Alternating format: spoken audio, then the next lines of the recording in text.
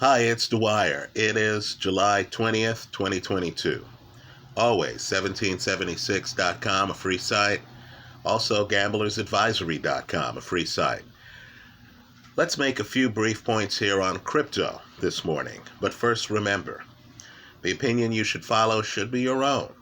Just consider this video to be a second opinion from a complete stranger online. Now, in case you missed it, SEC Chairman Gary Gensler, who used to teach about cryptocurrency at MIT, has referred to Bitcoin as a commodity, not as a security. Now that's very important. It's a very important distinction. Just understand that if the SEC decides to crack down on securities, right, tokens issued by centralized entities with an expectation of profits for the buyers, Bitcoin stands the best chance to survive such scrutiny. Understand its status as a commodity, if the SEC goes along with its own chairman, would put it on par with gold, which would lend itself to greater adoption. You can imagine there are many countries out there that don't want to be challenged by a centralized entity in terms of the issuance of money. If Bitcoin is deemed a commodity, that's going to open the door for countries to welcome Bitcoin in, because the idea would be that there isn't a centralized entity backing Bitcoin that could then later try to manipulate the currency, right? The amount of money, if a country were to adopt Bitcoin as legal tender, as of course El Salvador has in the Central African Republic, right? So Bitcoin really stands alone. I don't believe Bitcoin should be considered a cryptocurrency at this stage. The horse is out the barn. Bitcoin is a commodity, just like gold and silver, right? Bitcoin's a commodity. Understand too, its proof of work setup is very different from a proof of stake setup. Right? Proof of work lends itself to decentralization. It lends itself to the evolution and development of an independent mining core, right? That has profit motives as its own agenda, that's separate and distinct from the coin itself, right? So in this day and age where we're praising Ethereum for moving from proof of work to proof of stake, just understand proof of work is superior to many, superior to me, right? Also understand that some of the defects that we thought were inherent in proof of work have now been cured, such as slow transaction speed, right? Low transactional capacity. That's been cured by things like the Lightning Network. So the entire rationale in terms of moving from proof of work to proof of stake has been greatly diminished. And in moving to proof of stake, you lose the advantages of being a commodity, being a decentralized entity, right, akin to gold and silver. So just understand, as I make this video, I recognize openly, I acknowledge openly that Bitcoin is the best investment in the space. Bitcoin has a very bright future. I feel that you're getting a stunning deal right now by being able to get Bitcoin around the 200-week moving average, right? 23,000 or so per token. I believe that's a stunning bargain. But let's talk about some other concepts here. In the comment section of this video, I have a link to an excellent article by Pantera Capital. And let me be clear here.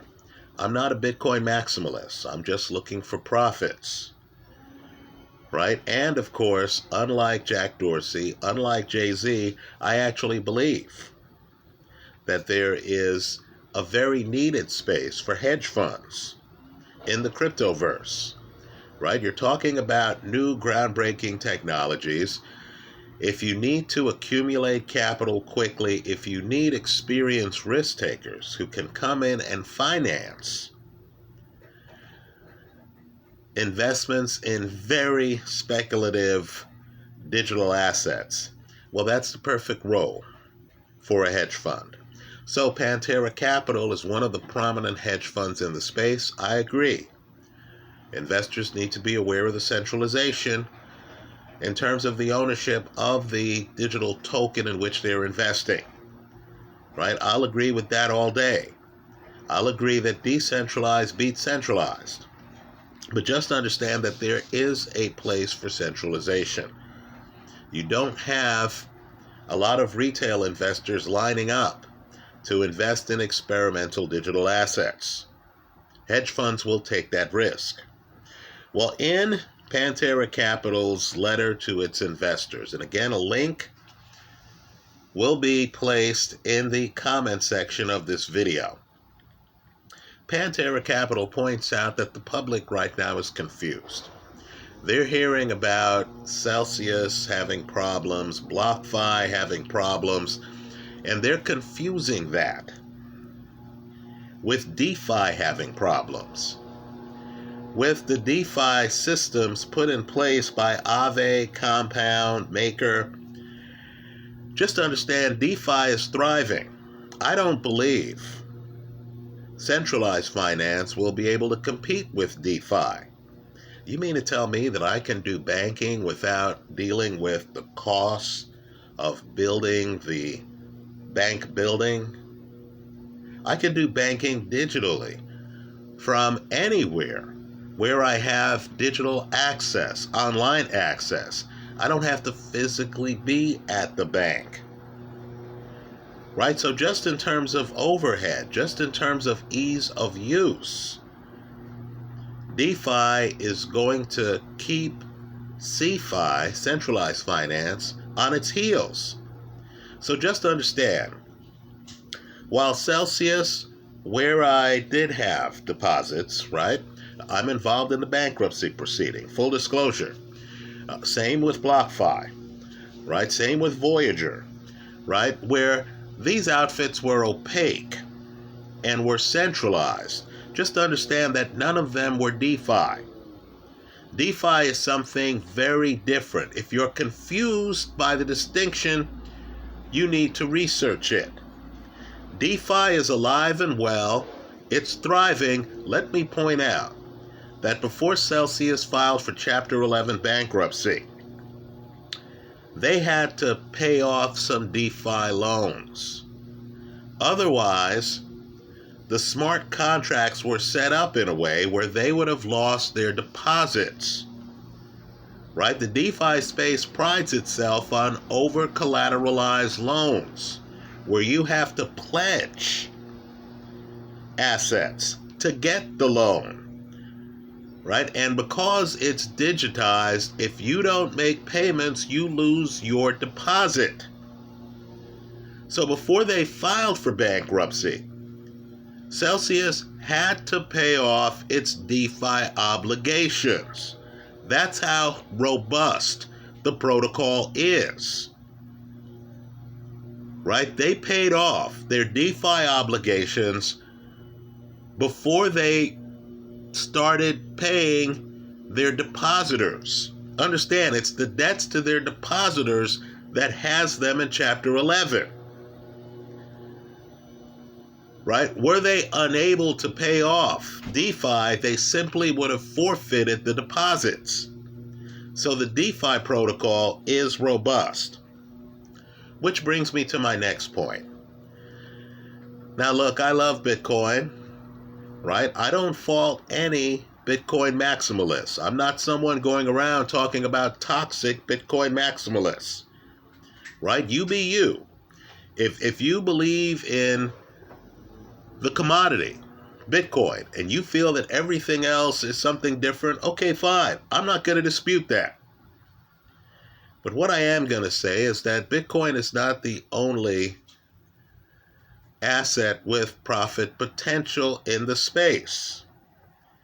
If you, like me, believe in the DeFi protocols, then you necessarily have to be excited about the profit potential of Ethereum 2.0, right? That right now is scheduled to drop in September. Understand, it's been on fire. As I make this video, it's around $1,600 a token, right? Just be aware of the fact that, in my opinion, if the rollout, the conversion from proof of work to proof of stake proceeds flawlessly, if there isn't a hiccup, I personally will be surprised if Ethereum isn't at $2,000 a token on December 31st. Folks, the upside is huge. I don't consider Ethereum to be on par with Bitcoin, but I do think Ethereum does some things right now because of its smart contract capability, because of the development of the DeFi space that Bitcoin can't do. I expect the DeFi space to continue to prosper. I expect Ethereum to be one of the big stories of the last 4 months of this year. Let me also point out, too, that Matic, which works hand in hand with Ethereum, is doing some groundbreaking stuff right now. And I expect Matic to thrive with Ethereum when Ethereum 2.0 becomes a reality, right? So I would look at both. Finally, let's close by talking about Celsius. What I'm going to say here is controversial. You should view it as one man's opinion. Just understand I'm biased, right? I've already put a proof of claim in the Celsius bankruptcy, right? I have some assets that are tied up on the Celsius platform. But what I want people to do is to just stop for a second and think about Bitcoin. If you own Bitcoin, there's a chance you believe that Bitcoin is going to go to the moon. That $100,000 understates where Bitcoin is going to be in 5 years. Right? I can tell you that I personally believe Bitcoin might become the world reserve currency. Now, what that means, if you're into tax reduction, what that means is you're going to have a lot of people holding Bitcoin who want to also own other assets, and they're going to necessarily need a banker. Right? The idea will be, look, I don't want to sell my Bitcoin because that's a taxable transaction. Not only that, that deprives me of the further upside on Bitcoin. Right? There are only going to be 21 million Bitcoin ever minted. Right? Just understand that reality. Bitcoin, of course, has first mover status. Even if you came up with a Bitcoin substitute right now, it's going to take years for people to trust it like they trust Bitcoin. It's not going to have the more than decade-long record of competence, of performance that Bitcoin has had. Right? The hash rate's not going to approach Bitcoin. So understand, Bitcoin's in a unique situation. So what's going to happen, and let's just think it through, is you're going to have many people saying, look, I want a loan on my Bitcoin. I don't want to do a taxable transaction. What I want to do is I want to be able to deposit my Bitcoin with your bank, and I want you then to give me a loan where I can buy this house. Right? The idea is, if you're a Bitcoin believer, is that the Bitcoin is going to appreciate faster than the house will. That the Bitcoin will pay for the house. So what you're trying to do is to find a way to leverage your Bitcoin, right? You don't want to sell your Bitcoin, and that's going to require a bank. Now, I know this is not the way the public sees it. It's the way I see it. This is one man's opinion. If you wanted to open a crypto bank, and if you understand the awareness the public has of the Celsius brand, then just understand that $1.2 billion, that's the amount of the whole with Celsius, a little bit less than $1.2 billion, is a very small price to pay to enter the space. Right, folks? Bitcoin banking is going to be huge. Bitcoin is still in the early innings. Right? You still have a huge portion of the public that doesn't believe in Bitcoin. I can't tell you the number of people I know who have come up to me, who of course are saying, I told you Bitcoin would never make it, because Bitcoin is down around $23,000 a token right now, right? Heavy fall from a little bit below $70,000 a token, right? So you have a lot of Bitcoin skeptics. This is exactly the space that would take off. If you're a longtime hodler, you've gone through tough times before, right? You remember when Bitcoin dropped to 3,000 a coin, right? You remember, I keep telling people, I was leaving court with a client. He had just gotten some money, and I said to him, hey, you want to invest some of it in Bitcoin? Bitcoin at the time was going off at something like either $9,000 or $11,000 a coin. And he looked at me as if I was suggesting that he, invest in pet rocks or something like that. Right? Of course, he would have more than doubled his money. That's from then. And that wasn't long ago. So understand, a lot of people are skeptics. A lot of people don't believe in Bitcoin. If you do, you understand that you have a lot of people who hodl, right? It's endemic in the Bitcoin culture. They don't want to give up their Bitcoins. But if your wealth is tied up in your Bitcoins, then how can you go out and buy a house? You're going to need a banker. You're going to need a crypto bank. You're going to need some entity that's going to say to you, and it's going to sound counterintuitive to most people, but they're going to say to you, look, for us to lend you a Bitcoin, you're going to have to deposit a Bitcoin. The incentive you have in doing so is that you don't sell your Bitcoins. You don't pay taxes on the capital gains. So you don't lose the Bitcoin. In other words, I borrow a Bitcoin while I deposit a Bitcoin, but I'm still getting appreciation on the Bitcoin that I've deposited. Right? Then when I pay you off, I still have a Bitcoin. I know it's counterintuitive, it's confusing. But just understand, given the essential need for crypto banks going forward, someone who wants to get into the space, looking at the name brand that Celsius has, could well conclude that $1.2 billion is a pittance. Folks, it's very hard to get as established in the space as Celsius is right now. Understand, too,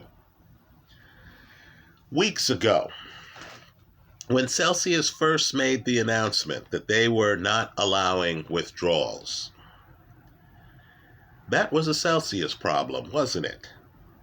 Right? We looked at Celsius and we thought, you got to be kidding. This bank must have been an outlaw outfit. This bank must not have been legitimate.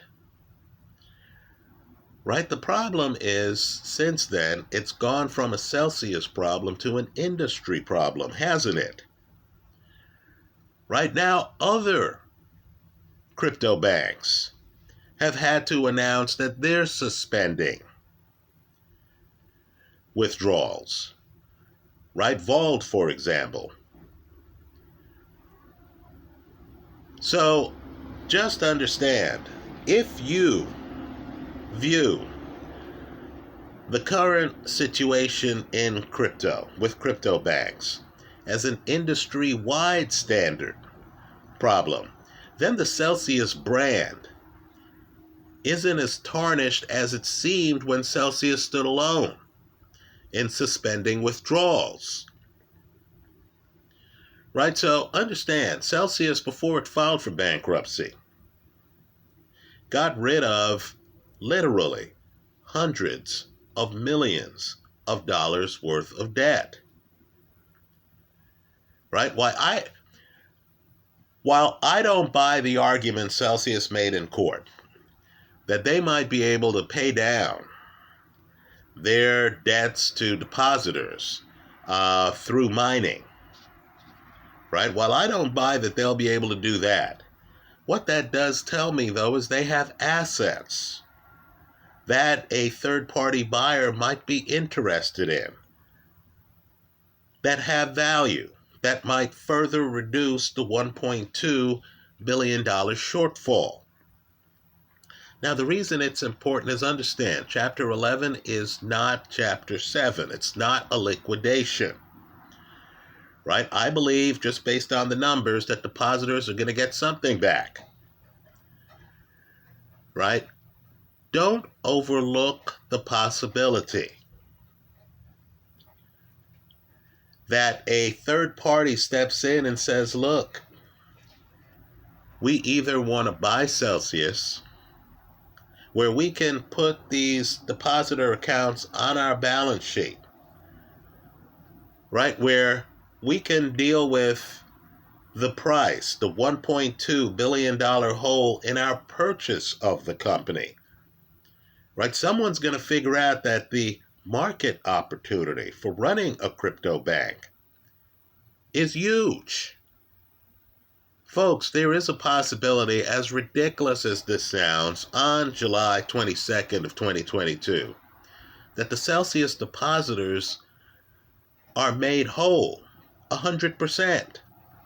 Because understand, if some big company stepped in, the $1.2 billion is low for a bank. If they realize the profit potential of a crypto bank, that you're going to have a lot of people, with digital assets like Bitcoin that they don't want to sell. They don't want a taxable transaction, but they need to leverage to purchase a car, a college education, a house. Right? Once entrepreneurs, perhaps hedge funds, figure out the profit possibility of owning a crypto bank, the $1.2 billion hole might go away. Understand, the people who own Celsius right now obviously don't want to sell. There's a possibility some third party can say, okay, well, allow us to own Celsius with you. Sell us a portion, not all, of your equity stake. Right? If they're committed to the crypto space, if they want the goodwill, and it would be goodwill, that comes with making current depositors whole. In other words, you would have a group that owned crypto already who would think to themselves, wow, this new ownership group for this bank made me whole. So if crypto, as I suspect it will, gets back to all-time highs, and people start to think to themselves, I need a new car, but I don't want to sell any crypto. I need a crypto loan. I will pledge some current crypto holdings as collateral. Right, folks? They'll already have a relationship with Celsius. Right? They'll already know in this company's worst moments, they made depositors whole. Right? They'll already know that the company had billions under management. right? This is a space where everything's new, folks. People are figuring out the lay of the land. If you want to enter the space of being a crypto bank, right, understand it's going to cost you some money. The hold on Celsius right now is $1.2 billion. Compare and contrast that to other crypto banks, right? Just keep that in mind. So the Celsius situation isn't as bleak as I believe the press is reporting. I'm online and I'm reading all these hardcore Bitcoin maximalist types, right? Mike Alfred, for example, on Twitter. And as you can imagine, they're saying, oh, these crypto banks are going to go to zero and stuff like that. Look, I love Bitcoin. Let's be clear here. There is room in the cryptoverse for DeFi. There is room in the cryptoverse for crypto banks, such as Celsius. Right? I believe, whether or not you believe, Celsius makes it.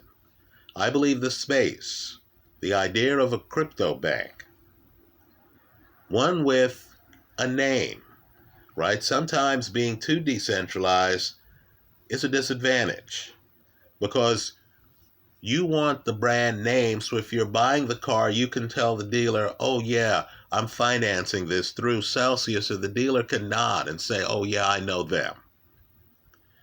Right, folks, there's a huge profit opportunity in that space. Let me also say something else. A lot of people are sitting in the cryptoverse on unrealized capital gains. The amount of money is huge, right? You have a lot of people who can put together $1 billion, $2 billion, $3 billion for the right project. I would argue that some folks, when they open up the bankruptcy to bids, to third parties coming in with proposals, some folks are going to view the $1.2 billion Celsius shortfall as an opportunity to get in the space, to instantly generate goodwill. Right? Could you imagine if FTX, and I know we were hearing that they looked at the balance sheet of Celsius before Celsius filed for Chapter 11, and they said, whoa, this hole's too big for us. But could you imagine if they stepped in and said, hey, you know what? We will make sure that the depositors here are paid in full. We're committed to the space. After all, we're the naming entity for where the Miami Heat play. Right? We're in the space. We're committed to the space long term. We're going to make these depositors whole. Let's change the name of Celsius to FTX Celsius or Celsius FTX. Can you imagine the goodwill that's going to engender for FTX? And could you imagine the market positioning that's going to place FTX in? Now, don't get me wrong. Once they allow withdrawals, I'm sure many people at Celsius are going to withdraw their deposits. That'll be a short-term hit. I don't believe it's a long-term one.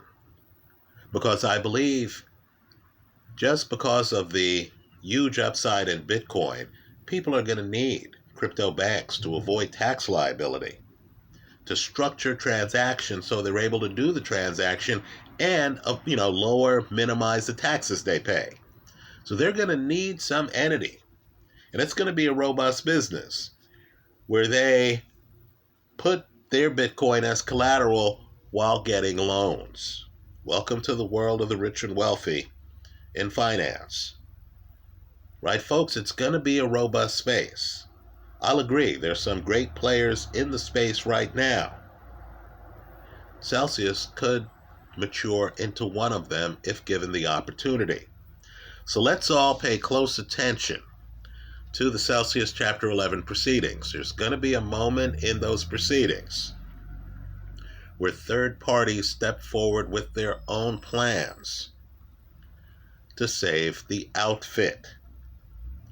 Right? Don't be surprised if someone steps in and says, look, we will make the depositors whole. Why? Because $1.2 billion, quite frankly, isn't that big a price to pay to own a well-known crypto bank. That's how I see it. Let me hear from you. I hope you leave your comments in the comment section of this YouTube video. Thanks for stopping by.